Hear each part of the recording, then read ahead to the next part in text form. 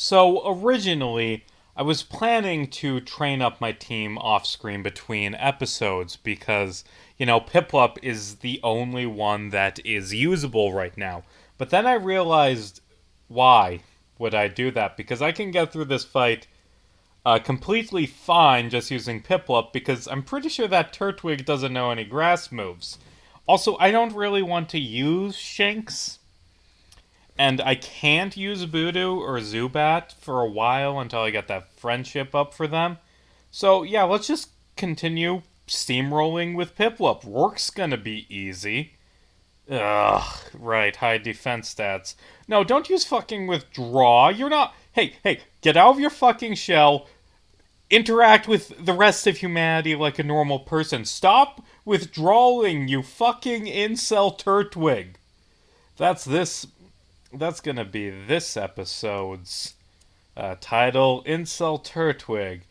All it does is use withdraw and complain about how all the other Pokemon in its egg group don't want to have sex with it. Like fucking what the fuck? Okay.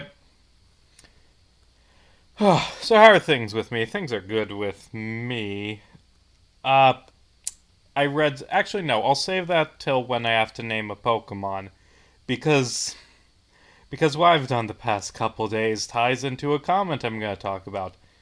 Well, one thing that I've done in the past couple days is I filmed the May video essay, which is called a video about the police.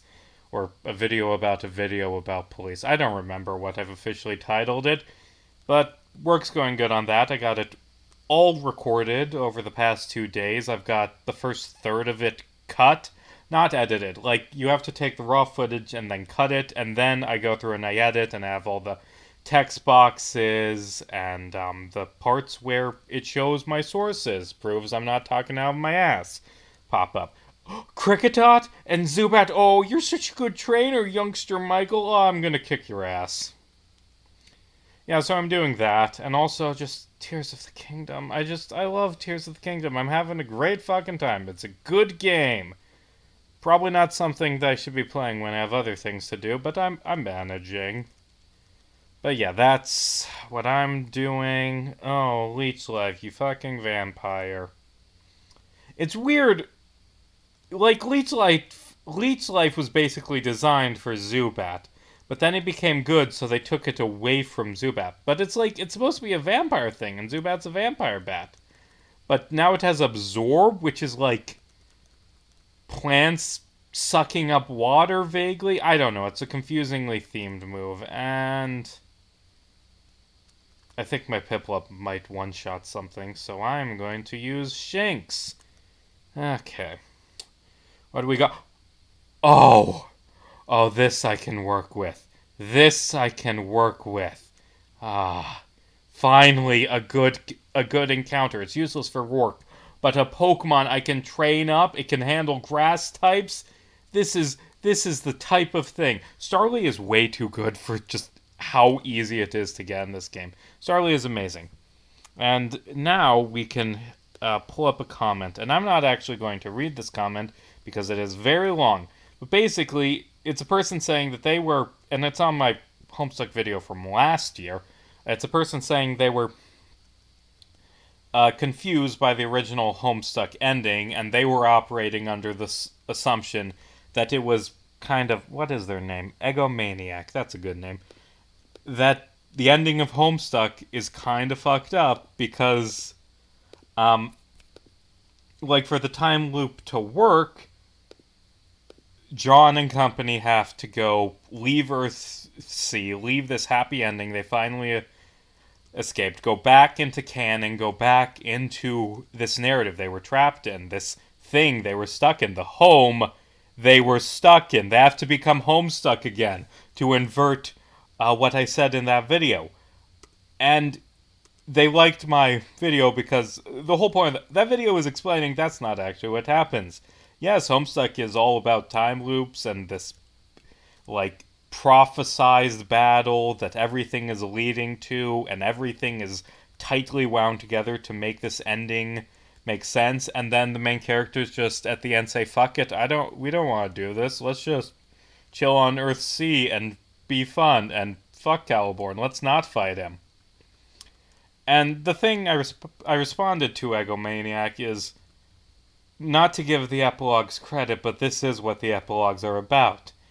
And then I read the epilogues, and I'd like to say that comment was wrong because, yes, give the epilogues credit, that's what the epilogues are about.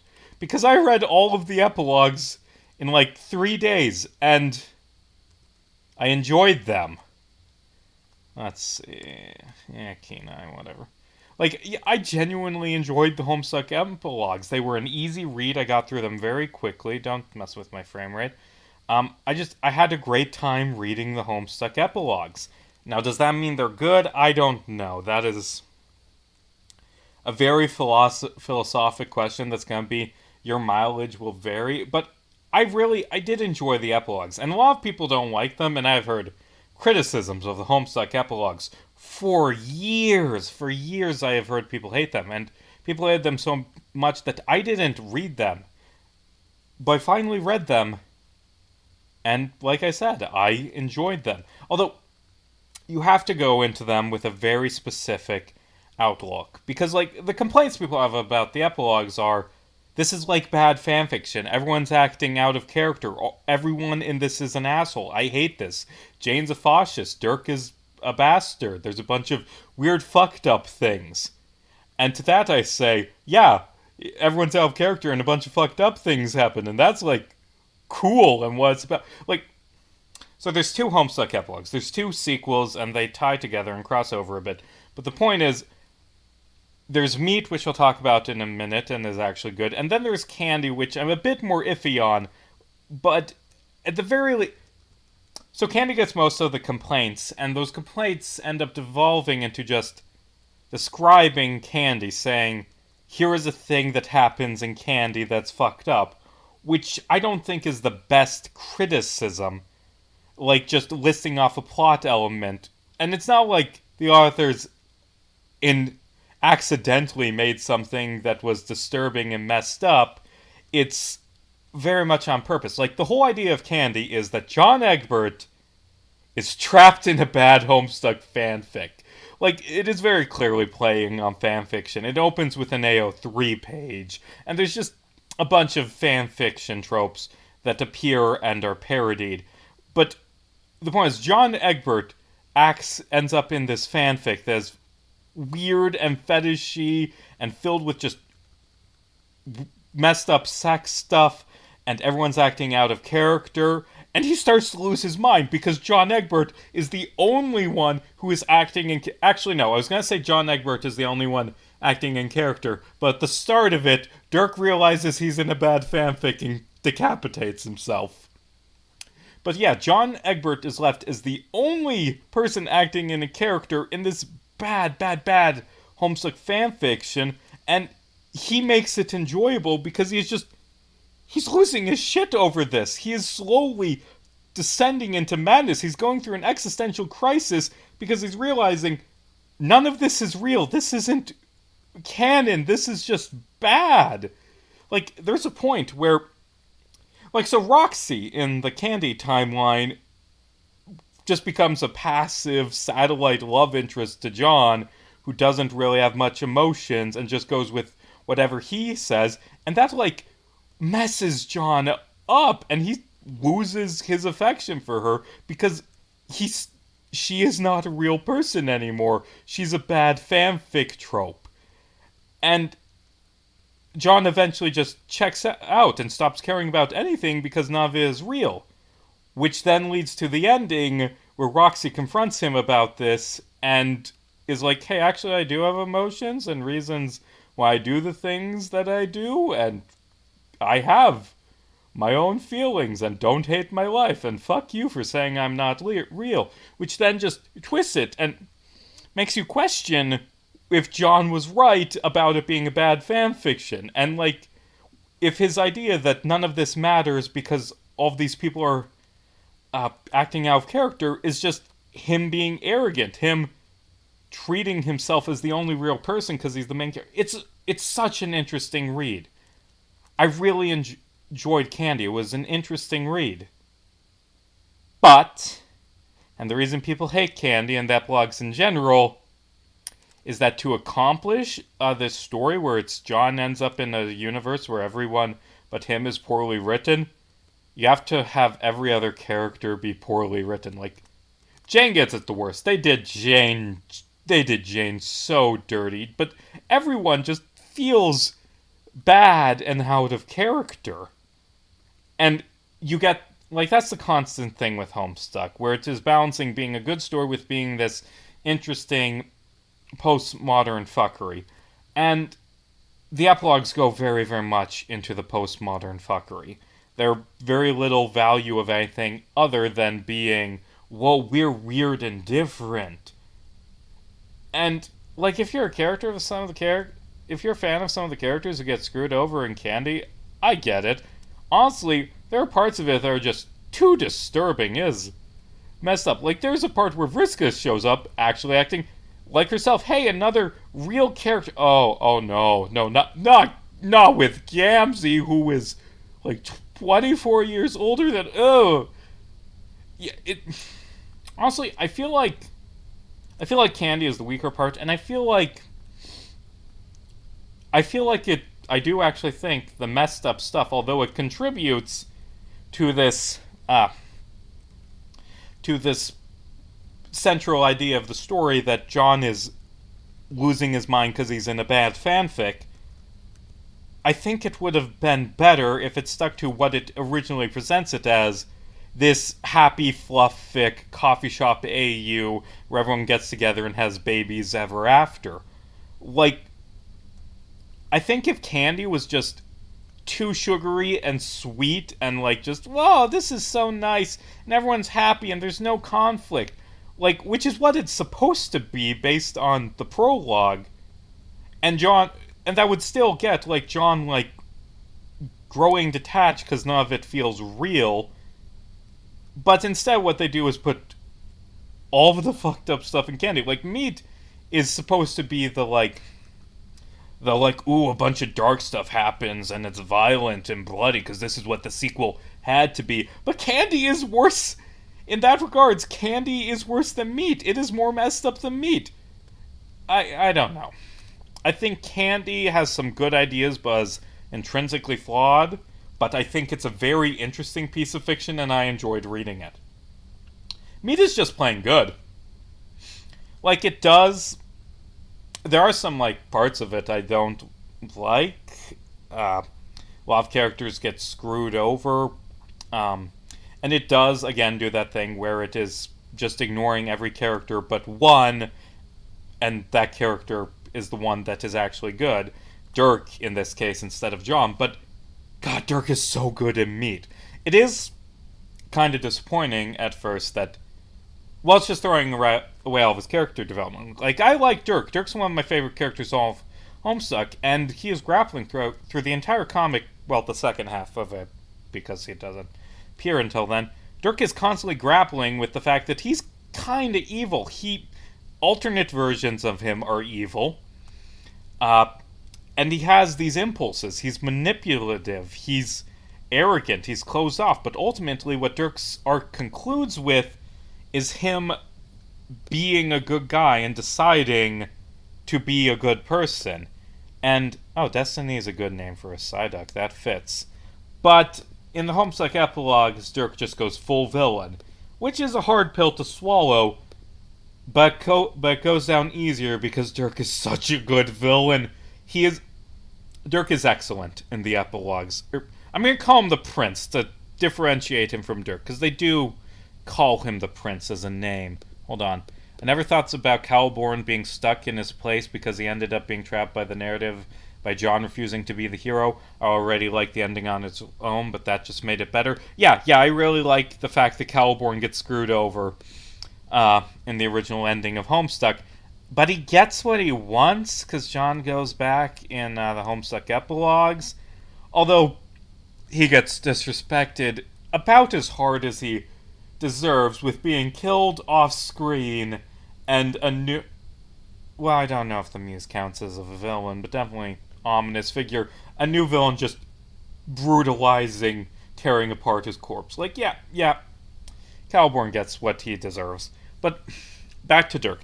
So in Meat, it is about Dirk becoming this very, very interesting villain and fighting against Muse Calliope's attempts to stop him. And these attempts go off the rails when she takes over as narrator, and it is revealed that he has been narrator, and Dirk's narrator powers are terrifying. But Dirk, like the sniper duel, him defeating the Muse through just outsmarting. She's nearly omnipotent because of her narrative control, and he beats her through very clever misdirection, which admittedly I saw coming, but yeah, that's like sniper duel is maybe the best. Does it count as a sniper duel? It's a sniper dueling someone. The point is, that's probably the best scene in all of the epilogues. That or Roxy confronting John.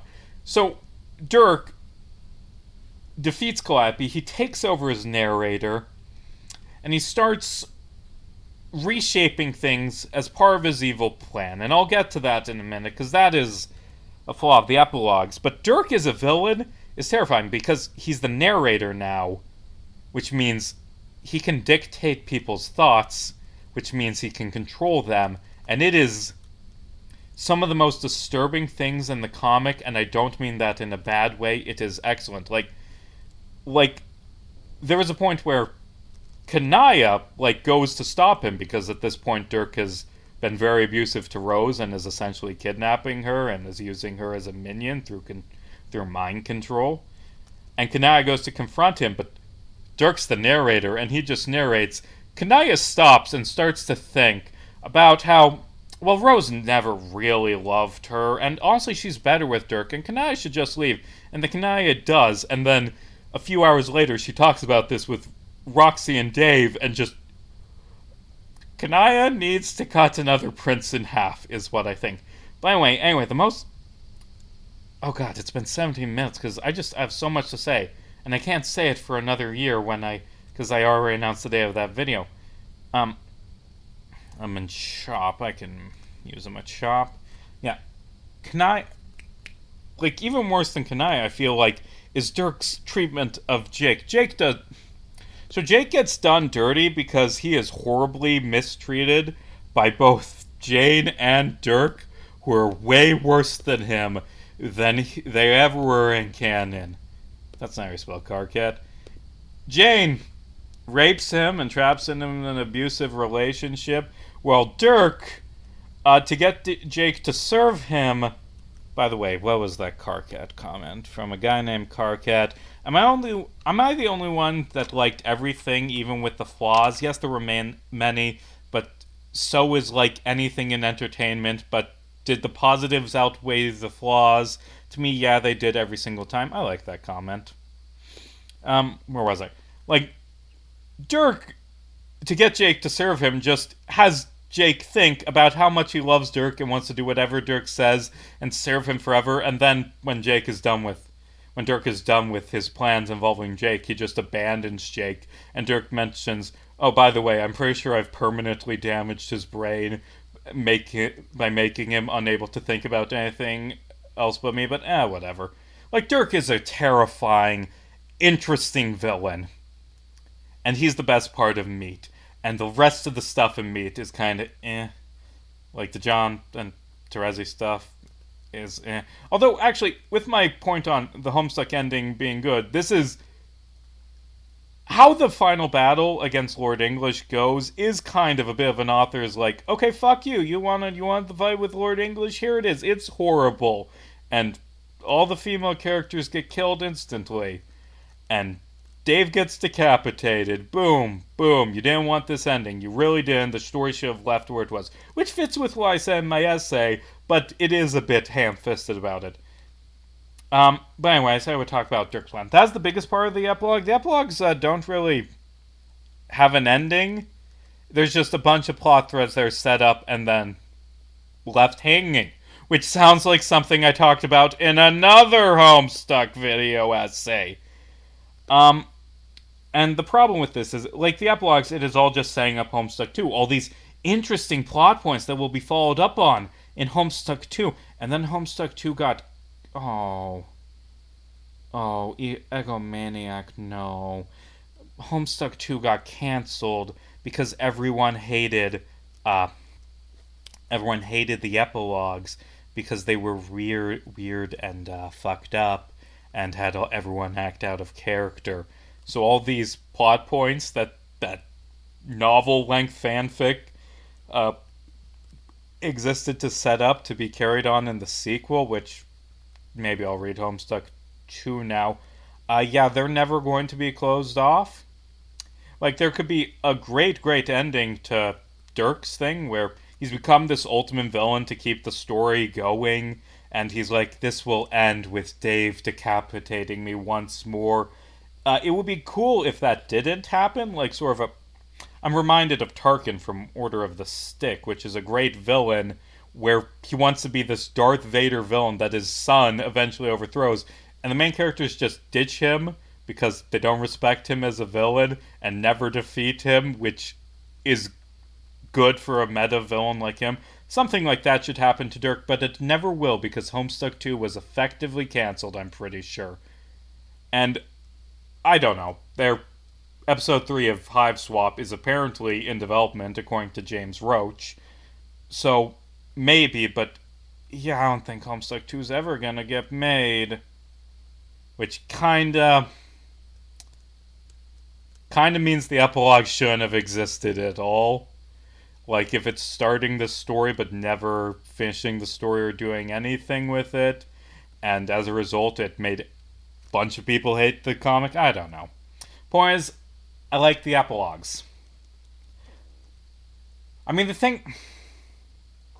It is a hard swallow, though, that the epilogues are, ha! I wrote it bad on purpose because I'm smart! Like, yeah, that makes it interesting and I like it, but of course people are gonna hate it. It's purposely badly written. It's. You set out to make something bad. Like, yeah, no shit, people are annoyed by it and don't like it. It honestly feels, in part, like a torch the franchise and run. But at the same time, I don't know if that's the intention, because also it's very much setting up a sequel which was made and then stopped being made. I don't know. Also, some comments I saw on my Homestuck video that I'm not going to respond is that Homestuck was killed because its fans were gross and annoying. And no, I don't agree with that. Homestuck died because of all the reasons I listed in that video. Like, I mean, just going with what that video is about. That video is why people who liked Homestuck stopped liking Homestuck. Like, it's not because the fans were bad, because they were the fans. And, yeah, Homestuck fans were annoying, but so are, like, every fandom. I think. Okay, Homestuck fandom is terrible, but I don't know why I'm even talking about it. Anyway, work's done, and I have just, for 20 minutes straight, without pause, talked about how I like a book that everyone else hates. And I'm going to heal up before I lose my Piplup, who, as we've previously discussed, is my only good Pokemon. It would be wild if there was a crit here and I lost everything, but no. Okay, for a second I thought it was going to happen. Okay. As long as there isn't a crit, I'm fine. Oh god, I am fucking terrified now. I've jinxed myself multiple times. It's fine, it's fine. The longer I draw it out, the more likely it is it will happen. I should have bought super potions. Oh god, it's gonna be now, it's gonna be now, it's gonna be now. Yeah, what the fuck am I even talking about? I'm not gonna get crit. Boom. Battle 1. Good night, fuckers. Why'd I call you fuckers? You are very nice people in my experience. I like my viewers. Anyway, this is over now.